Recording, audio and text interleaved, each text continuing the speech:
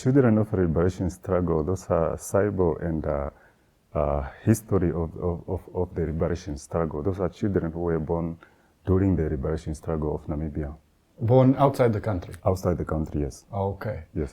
And recently there were some protests. You wanted to clear the air and explain to us what actually is happening. Can you go ahead, please? Yeah, the main reason we came to your house, if I can put it in that way, is that we as children of liberation struggle, we are not happy about what we are seeing on social media, that veterans of liberation struggle and children of liberation struggle are demonstrating at SWAPO headquarters seeking for UN things. Yeah. So we actually decided to make a way to see if we can come a place like this one to explain what is really happening, because I think we are being used, our name is being used as children of liberation struggle, and nobody there is standing up to come and say, it's only the liberation struggle veterans that are there. The children of liberation struggle are not camping at the SWAPO headquarters for anything. I see. Yeah. So we, as the children of liberation struggle, we are SWAPO by heart. Okay. You know, we have a lot of SWAPOs in this country. We have SWAPOs at faces. A lot of the people are SWAPO but just by face. So as children of liberation struggle, we are SWAPO by heart, because we were born there. Remember, we never joined SWAPO. We were born in SWAPO. So it's a bit a threat when it's coming to children of liberation struggle, when our parents, our veterans, our politicians, our president hear that the children of liberation struggle are also camping at SWAPO headquarters for those whatever is happening that side. Yeah.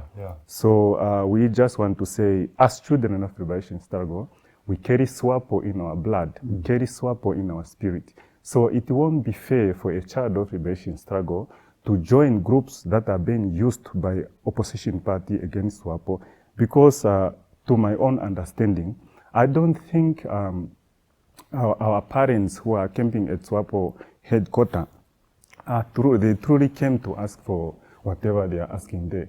To me, I took it as an indirect campaign against SWAPO by, as they stated, that it's an IPC group. So otherwise they will say the children of liberation struggle, they join IPC. That's what is saying. But as children of liberation struggle, we carry SWAPO in our heart. There is no a day, there's no way we are going to join groups that are being used against SWAPO by opposition parties. I see. Yes, sir. Mr. Marx, do you have anything to add to that? Yes. Yeah,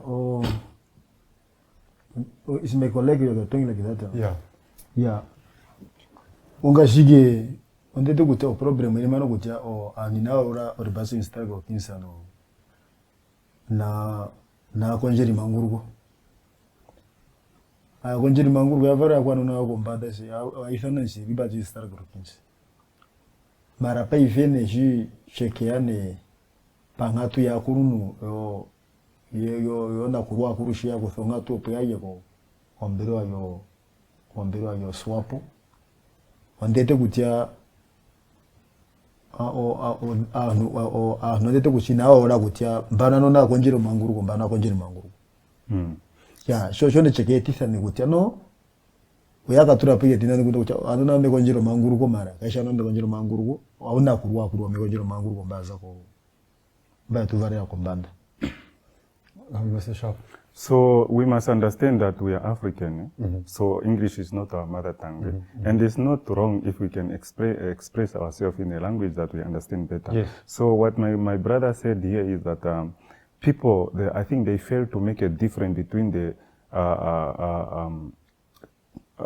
veterans of the liberation struggle and the children of liberation struggle. Yes. So whatever news they give out today, they always forget to make a difference between the children of liberation struggle and the veterans of liberation struggle. So they always say veterans of liberation struggle and children of liberation struggle. Yeah. Whatever they mention veterans, they must also mention the children of liberation struggle, which is wrong. So that's what my colleague said. Okay, yes. Okay, no, that's fair enough.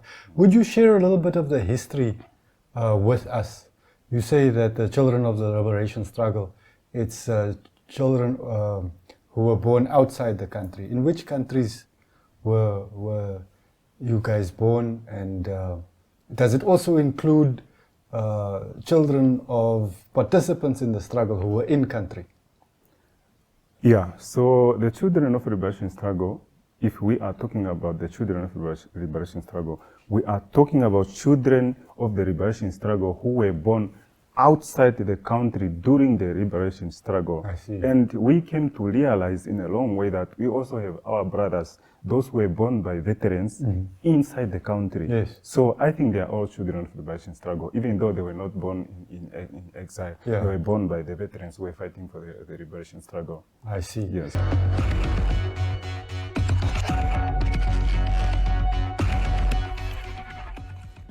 So UNIC is a global project by the Okay. European Union, but we have specific clusters, and UNIC Namibia is one very specific cluster. So all the European cultural institutions that operate in Namibia are part of this UNIC Namibia cluster, and we are doing regular projects as a cluster. So obviously all these institutions do their own project, but we as a cluster, we get funds as a group, and we do art projects, cultural projects together as well. And I am here representing Goethe Institute because this year for 2025, for the project Solarpunk, A Story of Sand and Energy, we hold the presidency currently. So yes, that's why Goethe is taking the lead basically with this project, but it is very much a collaborative effort of all these institutions that are involved. Excellent, excellent. I understand your Namibian partner is the project room. Yes, we have a Namibian partner as well, but the project room is basically just assisting with curation of the exhibition and is assisting with some of the artwork transportation, for example, logistics and all of that. But the main partners are those European cultural institutions under the UNIC cluster. So they just assist because they are a local partner and they're very visible, very active within the Namibian art scene. So we decided to bring them on board as well, just to help us a little bit with especially some of the curation. Okay, awesome. Mr. Sensi, can I ask you, tell us a little bit about your art and the residency that you've been doing here in Namibia and this exhibition that's starting on Thursday. Okay, my work in general is very connected with the Solarpunk vision. So for that, when I saw this open call, I realized that for me it was amazing because in one way because of the concept of the Solarpunk project, and in the other way because it was going to be in Namibia. For me, it was a dream since I was a kid to come to Africa, because I think Africa can offer to the world a lot of amazing vision about the earth, the nature, and a lot of things that I can see in the Solarpunk vision as well. The residency was amazing as well because it was the first time that I came here, and it was I had the residency with Vichy, the other artist, and it was very nice because we were living together. I was knowing the country, knowing the city, developing new concepts about the project, doing new pieces because I was working on a new piece that is going to be in the exhibition as well. So, just go, we were traveling very close to Swakopmund as well, knowing new places that are very close to the project. So it was a very rich experience for me, and has been great to come back here for the opening. So I'm very happy to be here again because this experience has been amazing for me, and it's very deep in my heart. And in one way, it has been a very deep connection with the country and with the nature as well. So it has been great. And what kind of visual arts do you do? Well, I have a multidisciplinary work. I work with sculpture, installation, video, light, sound. So it depends what kind of project I'm doing. Mm-hmm. I need to work with a video. For example, I'm working now in a new project in Madrid, a video mapping project that is going to be with images from Namibia as well in the center of the city.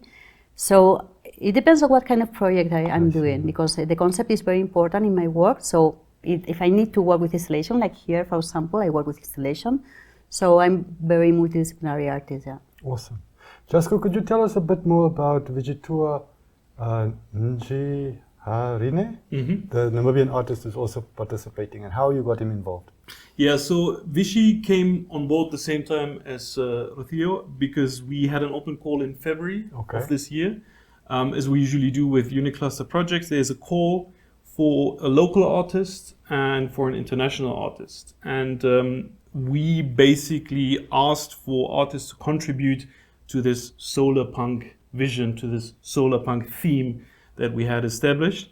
And after an extensive selection process, Ruthiyo and Vichy were selected. And Vichy is quite a well-established artist in Namibia. In any case, she has had international exposure as well. She had residencies and stints outside of the country as well, in the US and Germany, for example. So she is very well known, and she's very well versed in her art as well. So Ruthiyo and Vichy started talking to each other after they were selected, I think in April? Maybe in April, May. Yeah, April, May. So they started talking online because they knew they were going to have the residency in Swakopmund. And they started conceptualizing these artworks together. And then you guys first met in Swakopmund, which was actually quite nice. I was there. I was lucky enough to be there, where they then spent 3 weeks and brought together these artworks that they've both created. And I personally have to say, I always love it if there's these local and international artists that work together, because the concepts that come out of it, they are so unique, and we have this exposure, this international exposure, but at the same time we have a lot of local flair within that. And I think if I do say so myself, I think you guys did it perfectly. We are extremely happy with the outcome. Excellent. Ruthiyo, could you elaborate a bit for us about the solar punk theme? And in the press release, I saw reference to utopia, dystopia. Could you explain to us how that fits into the theme? Okay, I really believe in the solar punk idea. Okay. So for me, it's not a utopia. The thing is that I believe that we are now in a very changing moment in the society in general and the world. And this is a moment to think about what kind of society we want to create. So for that, I think that it's very important to do this kind of projects. So like artists, but like a cultural center, whatever. So I think it's something that we need to know that we are the creators of a society. Okay. So it's a utopia, of course, but we need to create together to have a vision about that. For me, the solar punk idea is to be connected with the nature, with our ancestral knowledge, with our tradition, with our roots, but at the same time to have a link with the technological ideas, with the innovation. So because we need to be very connected with what we are, where we come from, if we want to develop a new society, to know that we are people from different cultures, with different knowledge, but we are complementary. We need to respect the others, of course, and we need to know that the nature we belong to the nature. There's not people and nature, no, we are together, no? And we can use the sun for a lot of things, not just for, it's a symbol for me, like the creation, the creativity, is the light. But at the same time, now it's very connected to the innovation, no? To the sustainability. And for me, sustainability is something that is linked as well with emotional thoughts. No? We can think about sustainability in the way that we need to keep the nature, to keep the others, to respect the others. So for me, sustainability is not just the energy, but is how we want to create the society. Jasko, could you let us into how Unique settled on this theme? So maybe I have to clarify first that solar punk is not, or was not invented by Unique. Okay. So solar punk as a concept emerged in the late 2000s roughly, and as so many things these days, it actually developed through the internet. And I mean, maybe some of the viewers will be familiar with the steampunk, for example, or even some of the younger viewers with the video game Cyberpunk, for example.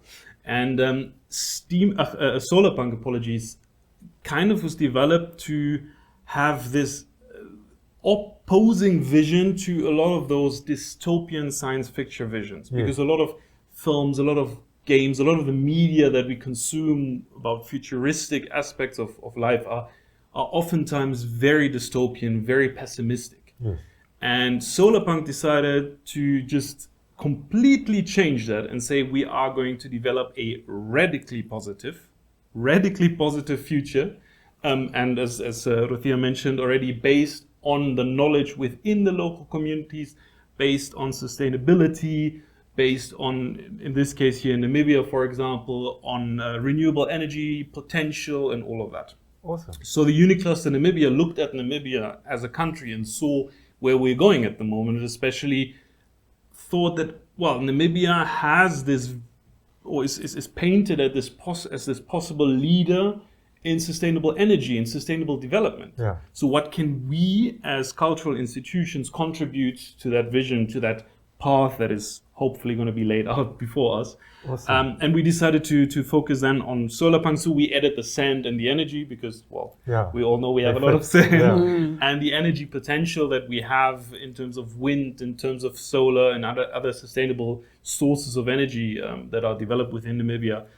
We added that as well. And yeah, as she said.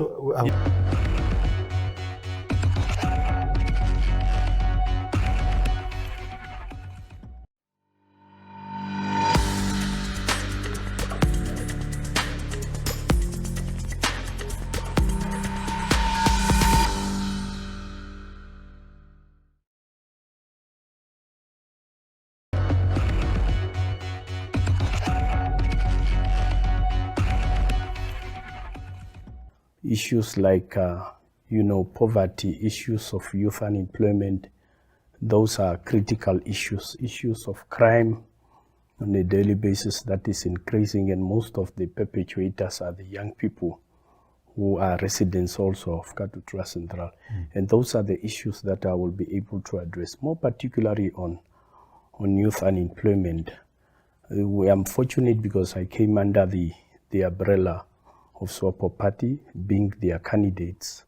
And, one of their theme of SWAPO Party during the election of 2024 was about unity in diversity for natural resources and beneficiations for youth development, for sustainable.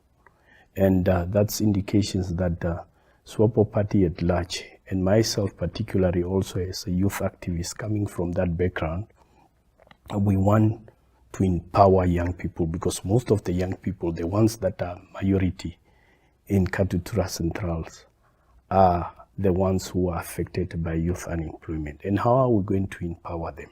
Yeah. We will, through this fund that the government recently have allocated, 256 million, that will be the fund that will be allocated to the young people. And especially the young people in Katutura Central will be the beneficiaries through that fund. And myself, as a candidate who are aspiring to become a councillor, I will make sure that I will facilitate some of those opportunities for them, encouraging them to register their business, especially these small, medium enterprise businesses, because many young people have their potential and they are having ideas how to go about some of this business. What is not applicable to them is that, they need to be empowered. And so once you empower the young people, you will be able to empower the entire community, you will be able to empower the society. And the other issues, as I said, one of the issues that are also confronting our people is that we really need to uplift the living standard, socio-economic living standard of our community in Katutura Central. Because especially the elderly people in Katutura Central, these are the people who are keeping those grandchildren in their houses. And the other issue is that once you also empower the household in those communities through programs like, I was also in my manifesto the other day, I highlight the issue of food security. That is one of the concepts that we really need to implore into the community, community gardens, because out of experiences, I have been traveling when I was the mayor in the city. I have been traveling different countries, and those are some of the opportunities that are there for our residents in Katutura Central. Okay. Because I know that water scarcity is one of the challenges, but with dirty water and in terms of opportunity through the Ministry of Agriculture, that is also there. The ministry can provide seeds for some of the women in the society and also young people for them to start planting gardens, especially, tomatoes, onions, and so on, and potatoes and so on. Those are some of the basic foods that they can also provide for themselves, rather than acquiring them through supermarkets. Yeah. They can do it themselves, because we are having a lot of riversides there. Yeah. If we develop these riversides into a community garden, that will also address issues of poverty. And those are some of the concepts and so that some of those initiatives that I will be able to advocate based on my experience. Okay. And we can do it also through other stakeholders, because building a smart partnership with other stakeholders, NGOs, and embassies and so on, we can do that. Before we look a little bit closer at issues like Youth Fund and the community gardens, let's address the issue of the difference between the experience that you've had with the town council, city council, and now what you might be able to achieve at the regional council, Commerce Regional Council, if you get elected. What's the difference, and which restrictions or obstacles that you faced while with the city might you be able to overcome on the regional level? What opportunities are there that you will hope to explore at the regional level that you might not have been able to achieve at the city council level? Yeah, let me just distinguish between the structures or layers of government. Yes. You see, when I was elected as a local authority councillor, that is the first layers of government. Yes. And then now to contest for a regional council, that is a second layers of government, because governments have three layers of structures: the local government, a regional government, and then the central government. Obviously, with this experience that I have tapped from the local authority, and I can recollect also during my tenure of office when I was the mayor of Windhoek, I was also working, being also a resident in Katutura Central. I have been working closely with the late councillor by that time, may he soul rest in peace, Councillor Kanji. We were working together because most of the issues are emanated from the community. Let's say the issues of debts that is affecting our elderly people in Katutura, in other suburbs also, in other towns. Obviously, the decisions are being taken at the local authority because it's their mandate to make sure that they write off the debts of the elderly people. Obviously, there is synergy between regional and local authority, because most of the issues when it comes to service delivery are issues that is also affecting people at the community level. That's why it's very, very important to work together. But however, at the regional government is that obviously you are working directly with a third tier of government, which is a central government, because you need to make sure that you decentralize some of the development plans of the central government into the constituencies. And the regional councillors are at liberty to make sure that they create some of those opportunities through those empowerments that I have mentioned, youth empowerment, through those community empowerment initiatives that the government can channel through the central government. And I think it's the right time now as a candidate who are aspiring to stand for that because of vast experience. Apart from vast experience, obviously, I will make sure that I will have a consultations with the community. Because once you are elected as a councillor, you need to be very, very visible in the constituency. You need to be accessible to the community 24 hours. You should be available for them whenever there is an outcry. And where you don't have the resources, you can work smartly in that regard, as I have said, that you need to have a smart partnership with other stakeholders, with the central government. Apart from the central government, you can also work with NGOs. Apart from NGOs, you can work with embassies.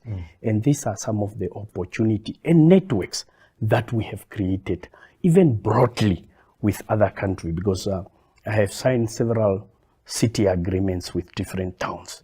And those are some of the experience that I will be able to bring into my constituency in order to uplift and to bring more opportunity in terms of human resources, in terms of opportunities like resource-wise, because obviously the government itself might not be able to address some of those problems. Thank you very much.